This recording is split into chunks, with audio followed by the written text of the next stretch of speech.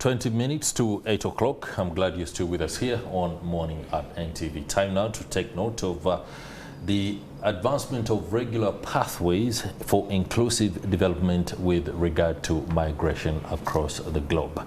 This comes on the backdrop of the fact that the 18th of December, that is tomorrow, Wednesday, is International Migrants Day. I have two guests who will be talking to us about the day, but also on the trends in migration and how countries, including Uganda, are tackling some of the challenges that they are facing. But International Migrants Day is held to recognize the hundreds of millions of migrants living outside of their home countries. It's an imperative that countries expand lawful pathways, protect vulnerable migrants, promote inclusion, as well as advancing policies and processes to promote safe, orderly, as well as humane migration. And over the years, if you have followed trends and events, Uganda has been in the good spot, especially when it comes to global acclaim on how we respond when our brothers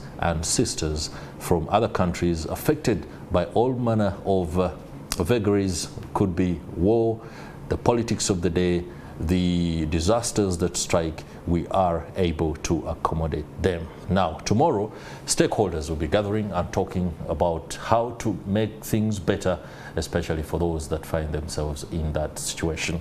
On Morning at NTV this morning, we are joined by Sarah Cow. She is the Deputy Chief of Mission at the International Organization for Migration. Many thanks for joining us. Good morning, Chris. Good morning.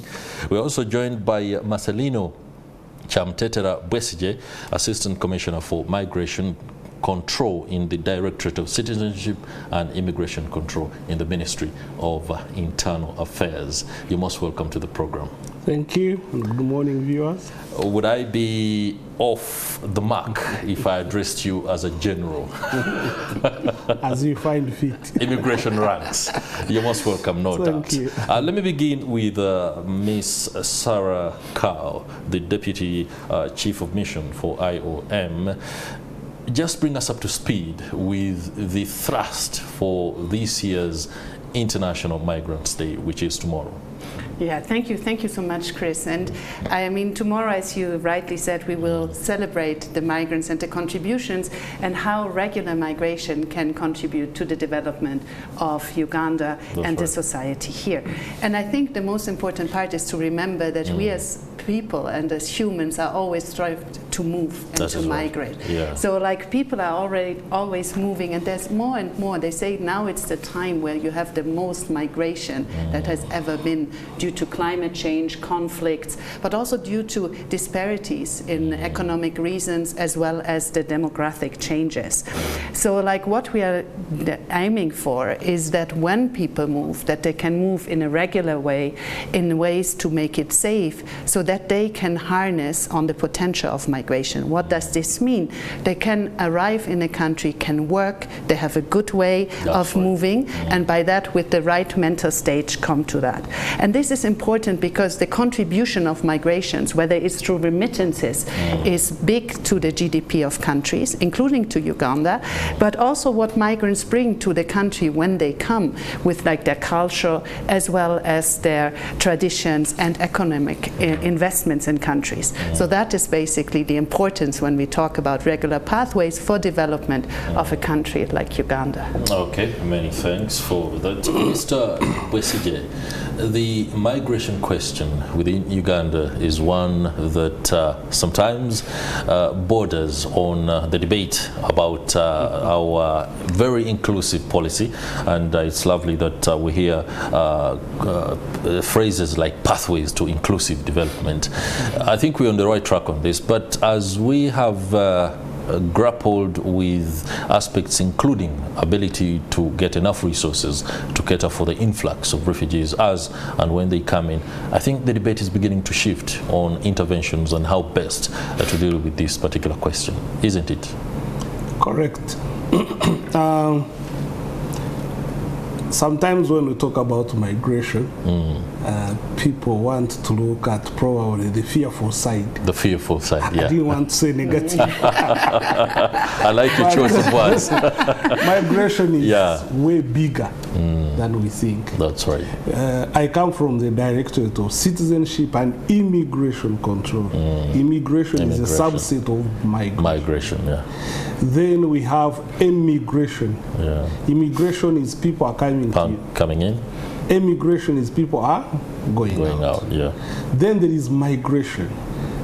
The aspect most forget is that even internally, there is migration happening. Yeah. So it's a big concept. Then you can also categorize it as per the motive of moving.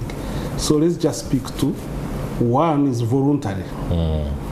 So what we call regular, actually most times it's voluntary. People decide to move. Yeah. But there is when there is also involuntary, like when people are forced to move. And when they are forced to move, they are in those three categories. They immigrate, they emigrate, but they also migrate. So it's a big thing. Now, your question was more about the involuntary, the people who come here forced maybe by wars, disaster, etc. Yes, they have to be catered for because they are humans. That is right. But they also impact on the society where they find. And people need to know. And what sometimes we forget is that today you might be a settler, but tomorrow you are a migrant. So that's why I think the IOM is very right to even educate people in case you have to be a migrant. How do you do it? Okay. Because it might be your turn tomorrow. Now, there are frameworks, there are plans internationally and nationally on how people should move. And basically for us at the immigration control, we are basically looking at two things. One, the ability to be positively identified. Then secondly, to go in an orderly way.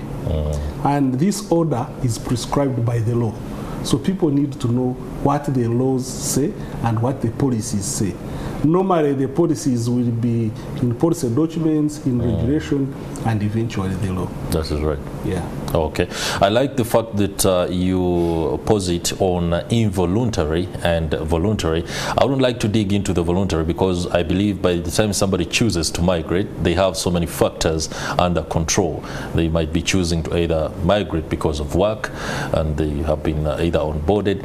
So for the involuntary, I think is where our focus should be. I see regular pathways as opposed to backdoor options.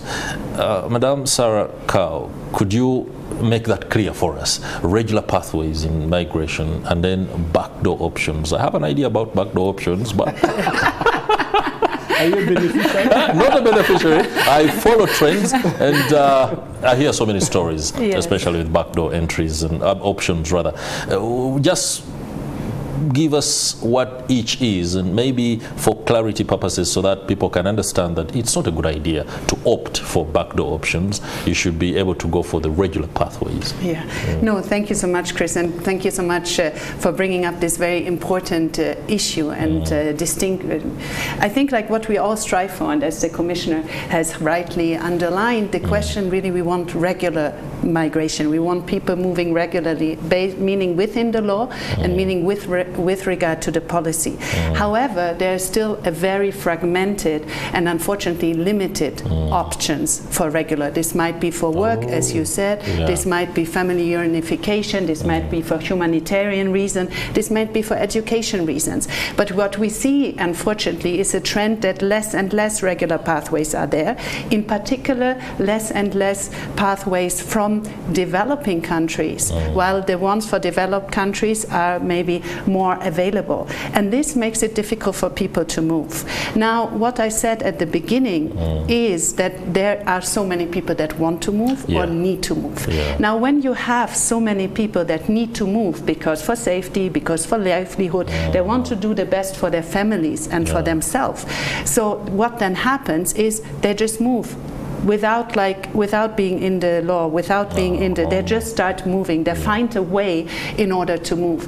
And then often what happens, and this is the real danger, is that these people that move irregularly become very vulnerable because you cannot turn to the law. Yeah, you are sure. basically without the, outside of the law. And you might fall into people that tell you to help you because you need help. You don't know the countries you go through. You don't know what happens. So you fall into the hands of smugglers, or even you fall as a victim of trafficking in person. This is on the way, and then when you arrive, you might think you can work and you can have your livelihood, but you have no work permit, and you cannot apply for it. So you might go in very, very exploitative jobs, and you might not even earn enough, and then you feel ashamed. You don't want to come home because maybe your family the pressure is too much. Yeah, the family has given you money. Maybe you sold your land in order to pay for this journey irregularly. So that is really the issue here. Is there's a lack of awareness of people how dangerous this journey is, and also a lack of awareness that this promise being made, what is waiting for you, is not maybe the reality. And by that, that's why we're so much advocating for regular pathways, because then you can move and you get your work permit, you can start working, you can send remittances home, you can start your life that you were wishing for. However, we need more of them, because at the moment they are not enough. All right. I'm sure the new strategy that has been launched by the International Organization for Migration captures this pretty well. I'll be returning to you shortly so that you can take us through that. But allow me engage Mr. Marcellino Kyamutetera Bwesigye on closely what she says. What steps have been taken by government to ensure that these regular migration pathways are actually entrenched and people want to stay in line, especially when it comes to the how and where they are being taken? This is a question that is apparent for many Ugandans, especially those that are taken with the promise of very good jobs. It could be in the Middle East. We know there are those who are working well within the law, but there are many who are actually not doing the same, and that's where the human trafficking aspect comes in. How are you approaching this? Okay, thank you, Crescent. Quite a number of approaches, because migration, like I explained, is big. Yeah. It's also big in government.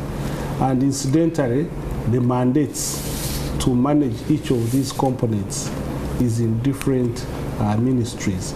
For instance, I told you we handle the regular. Immigration. Now the Office of the Prime Minister handles the involuntary, the refugees. And then you have the Ministry of Gender, Labour and Social Affairs, which is more, and Foreign Affairs, which handle more the immigration bit. Now, but we have first of all studied this and come up with a broad framework, which we call the whole of government. And one thing, even us as practitioners, the first thing is the admission that no one agency, no single agency can manage this. So we need a collaborative approach that is within the country. Now, once you come together, then you need tools. So these are what I may call policies.